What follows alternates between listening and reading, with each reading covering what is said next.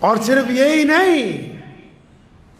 میں ممبر رسول صلی اللہ علیہ وسلم پر بیٹھا ہوں، بڑی ذمہ داری سے کہتا ہوں پوری دنیا کے انسانوں کو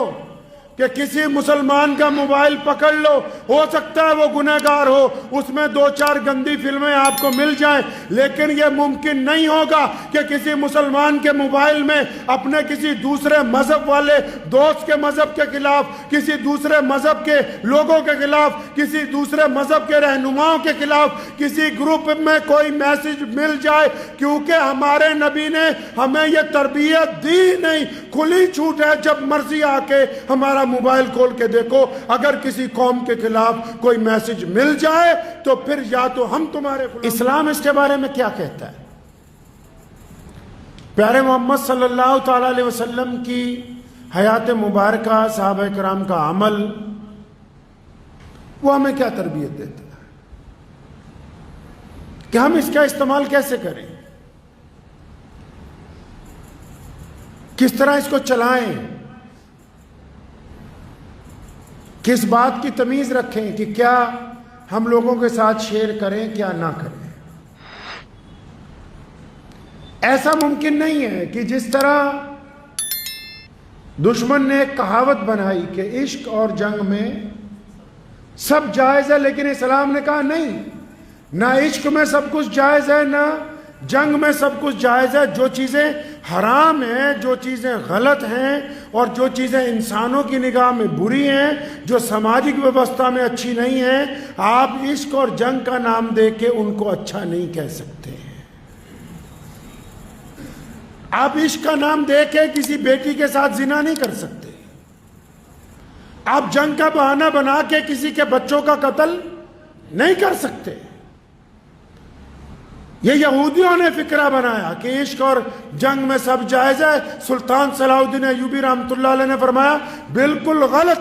عشق اور جنگ میں سب جائز نہیں ہے، بلکہ جو جائز چیزیں ہیں وہ ہمیشہ جائز رہیں گی، جو چیزیں حرام ہیں وہ عشق میں بھی حرام ہیں، میدان میں بھی حرام ہیں۔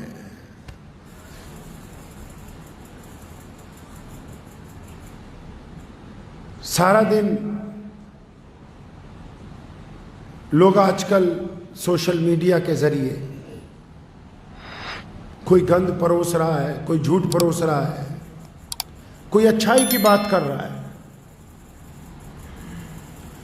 ہمارے نبی علیہ السلام نے ہمیں کیا سکھایا ہے؟ صحابہ کرام رضی اللہ تعالی اجمعین نے کیا کیا ہے؟ ٹھیک ہے اس دور میں یہ موبائل نہیں تھا، لیکن باتیں تو یہی تھی، ذہنیت تو ایسی ہی تھی۔ رائے عامہ کو تو اس دور میں بھی ایسے ہی ہموار کیا جاتا تھا۔ اس دور میں بھی بڑے بڑے مبلغ، خطیب، ان کی ڈیوٹیاں لگائی جاتی تھی، لوگوں کے مجمع اکٹھے کیے جاتے تھے، کوئی کسی کو کسی قوم کے خلاف بھڑکاتا تھا، کوئی کسی کو اپنے رب سے ملواتا تھا۔ اس دور میں بھی ایسے ہی تھا۔ اب بس یہ فرق ہو گیا کہ لوگوں کو اکٹھا کرنے کی ضرورت نہیں، ہم اپنے گھر بیٹھ کے الگ الگ لوگ ایک ہی وقت میں ہزاروں لوگ، لاکھوں لوگ، کروڑوں لوگ ایک بات کو سن سکتے ہیں اور اس کے متعلق اپنی ایک رائے بنا سکتے ہیں۔ اللہ نے ہمیں ایمان دیا ہے، مسلمان ہیں،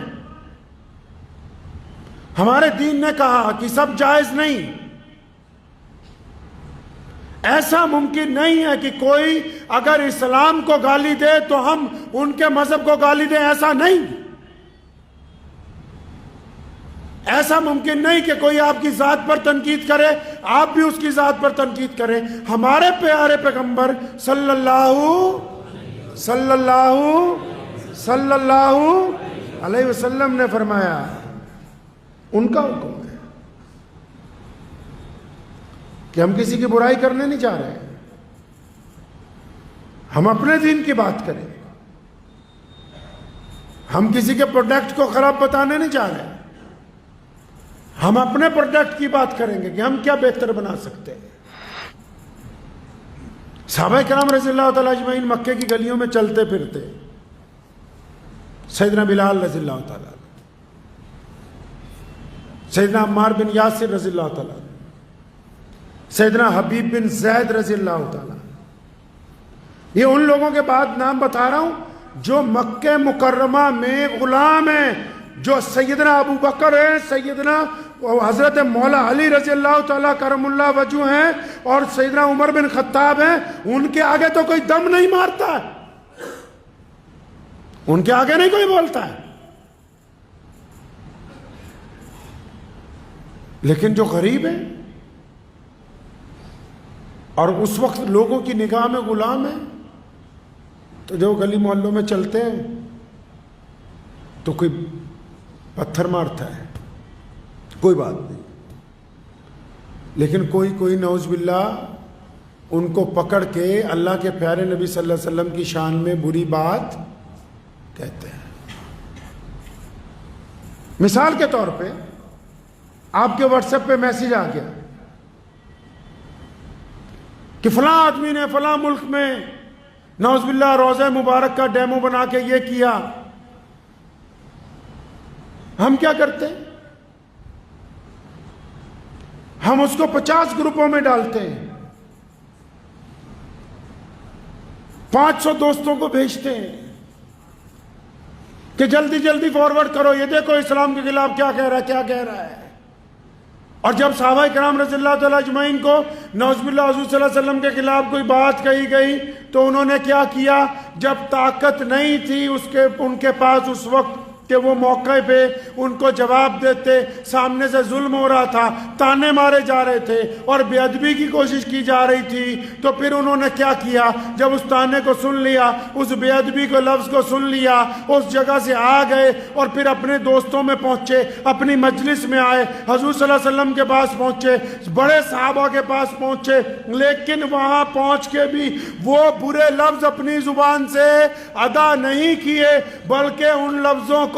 اپنے ذہن میں اپنے دل میں جا کے ڈیلیٹ کر دیا، کیونکہ یہ بے ادبی کی بات ہے، ہم اس کو آگے پہنچانے والوں میں اندر شامل نہیں ہیں۔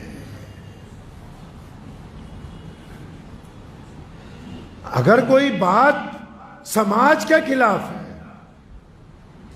کوئی بات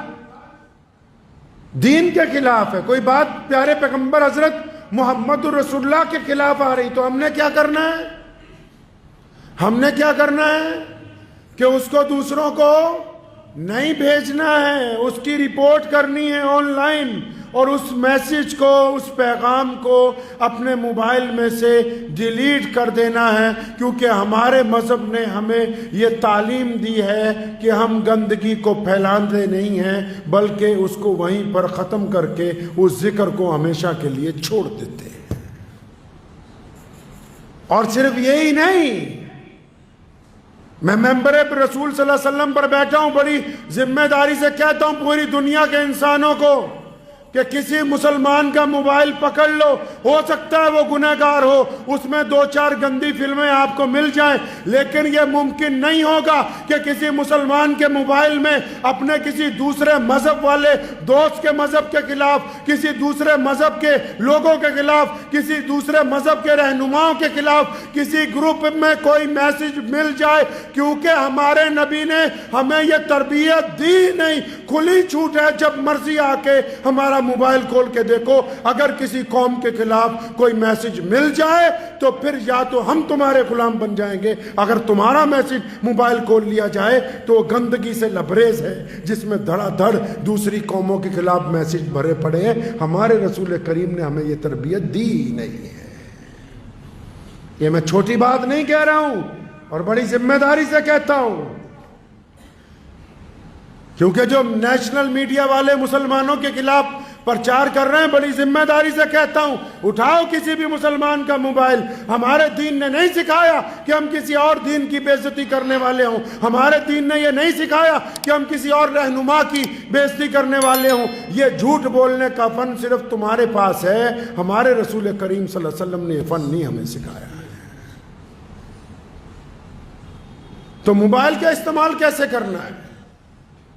موبائل کا استعمال اس لیے کرنا ہے کہ جو بری باتیں ان کی رپورٹ کر کے ڈیلیٹ کر دینا ہے، اور جو اچھی باتیں اور اس طرح کی باتیں کہ یہ مسلمان کو فائدہ دیں گی، ایسی بات کہ کسی ہندو بھائی کو فائدہ دیں گی، ایسی بات کہ کسی سکھ بھائی کو فائدہ دے گی، ایسی بات کسی عیسائی کو فائدہ دے گی، ایسی بات جو انسانیت کے بھلے کی ہو، اس کو لوگوں تک پہنچانا ہے تاکہ وہ لوگ بھی اس سے فائدہ اٹھا سکیں۔ یہ اسلام کی تربیت ہے۔ اسلام نے موبائل چلانے کے ماپدنڈ طے کیے، ہمیں سکھایا ہے کہ کسی کی ماں بہنوں کے اکاؤنٹ میں جا کے ان کو ناپاک میسج کرنا حرام ہے۔ ہمیں سکھایا اسلام نے کہ کسی کی تصویروں پہ ان کی شکل بدل کے ان کا غلط استعمال کرنا حرام ہے۔ اسلام نے کہا کہ تم کسی اور مذہب کی برائی نہیں کر سکتے ہو۔ اللہ کریم رسول اللہ صلی اللہ علیہ وسلم نے منع فرمایا